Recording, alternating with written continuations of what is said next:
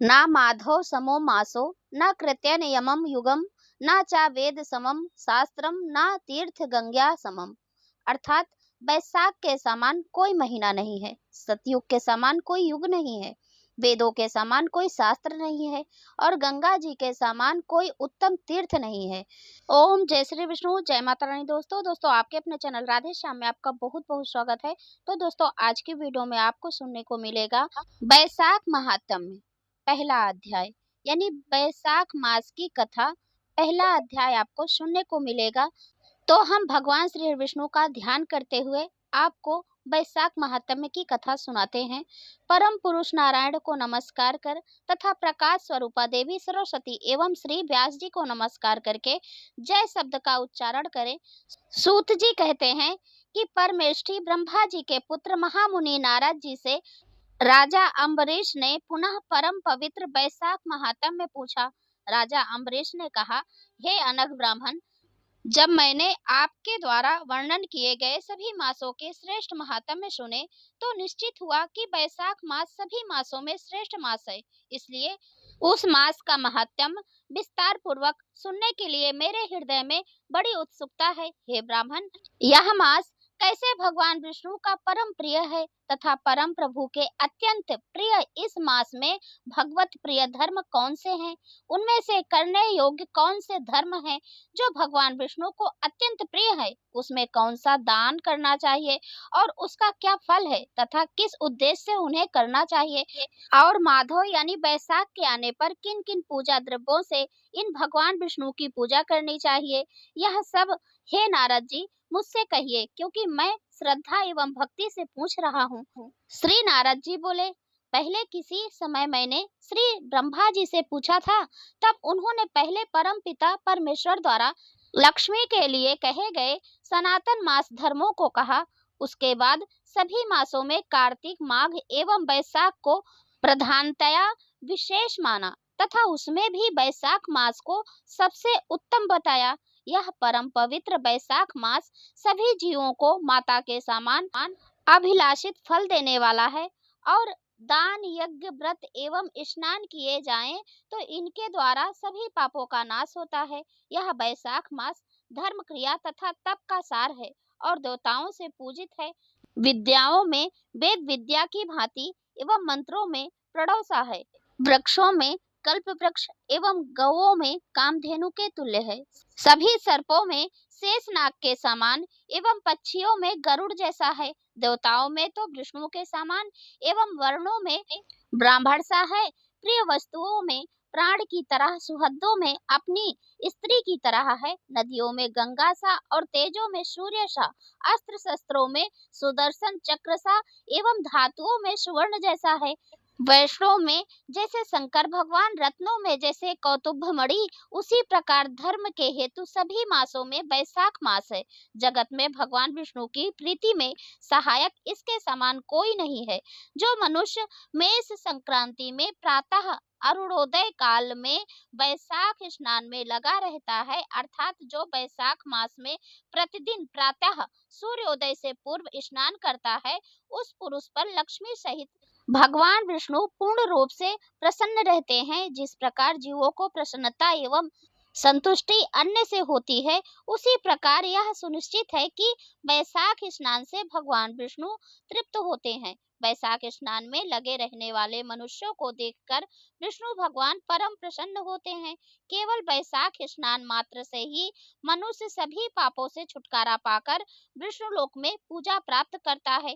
मेष राशिस्थ सूर्य काल में प्रातः एक बार भी स्नान कर अपना नित्य कर्म करने वाला पुरुष सभी पापों से छुटकारा पाकर भगवान विष्णु के सायुज्य पद को प्राप्त करता है। और बैसाख मास में स्नान के लिए यदि एक पग भी दे तो निश्चय है कि वह 10,000 अश्वमेघ यज्ञों का फल पाता है। अथवा जो एकाग्रचित होकर बैसाख स्नान के लिए संकल्प मात्र भी करता है, तो इसमें संदेह नहीं है कि वह भी 100 यज्ञों का फल पाता है। और जो मेष गत सूर्य काल में एक धनुष के प्रमाण तक भी स्नान की कामना से चले तो सभी सांसारिक बंधनों से छुटकारा पाकर भगवान विष्णु के सायुज्य पद को प्राप्त करता है। ब्रह्मांडों के अंतर्गत तीनों लोकों में जो तीर्थ है, हे राजन, वे सभी बाहर के थोड़े जल में भी आ जाते हैं। अपने किए हुए पाप यमराज के शासन में तभी तक गरज पाते हैं जब तक कि प्राणी वैशाख मास में जल स्नान नहीं करता। हे राजन, वैशाख मास में सभी तीर्थों के अधिदेवता बाहर के जल में आश्रय लेकर वहीं प्रस्तुत रहते हैं। सूर्योदय से लेकर 6 घड़ी तक भगवान विष्णु की आज्ञा से मनुष्यों के हित के लिए रहते हैं। तब तक जो मनुष्य नहीं आते हैं, उन्हें कठिन श्राप देकर अपने अपने स्थान पर चले जाते हैं। अतः हे राजन, वैशाख मास में स्नान अच्छी प्रकार से अवश्य करना चाहिए। इति श्री स्कंद पुराणीय वैशाख महात्म्य में नारद एवं अम्बरीश के संवाद में स्नान प्रशंसा नामक पहला अध्याय संपूर्ण। तो दोस्तों, दूसरा अध्याय आपको अगले दिन सुनने को मिलेगा। और दोस्तों, जैसे कि कार्तिक स्नान किया जाता है, इसी प्रकार बैसाख महीने में भी स्नान दान किया जाता है। यानी जैसे कि कार्तिक और माघ में हम करते हैं, वैसे दान करते हैं, स्नान करते हैं सूर्योदय से पहले। तो इसी प्रकार से हमें स्नान करना चाहिए।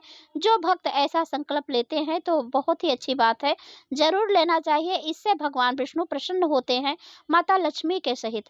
तो संभव है तो नदी सरोवर में भी स्नान कर सकते हैं। यदि यह संभव नहीं है तो घर के जल में गंगा जल मिलाकर आप लोग स्नान कर सकते हैं। और संभव हो तो विष्णु सहस्त्र नाम का पाठ जरूर करें। और चलिए अब हम आरती कर लेते हैं। ओम जय जगदीश हरे, स्वामी जय जगदीश हरे। भक्त जनों के संकट, दास जनों के संकट क्षण में दूर करे। ओम जय जगदीश हरे। जो ध्यावे फल पावे, दुख बिन से मन का। स्वामी दुख बिन से मन का, सुख संपत्ति घर आवे, कष्ट मिटे तन का। ओम जय जगदीश हरे। मात पिता तुम मेरे, शरण गहूँ मैं किसकी। स्वामी शरण गहूँ मैं किसकी, तुम बिन और न दूजा, आस करूँ मैं जिसकी।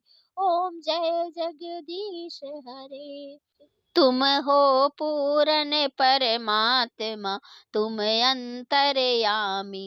स्वामी तुम अंतर्यामी, पार ब्रह्म परमेश्वर, तुम सबके स्वामी। ओम जय जगदीश हरे। तुम करुणा के सागर, तुम पालन करता। स्वामी तुम पालन करता, मैं मूरख खल कामी, कृपा करो भरता। ओम जय जगदीश हरे। तुम हो एक अगोचर, सबके प्राणपति। किस विधि मिलूं दया मैं, तुमको मैं कुमति। ओम जय जगदीश हरे।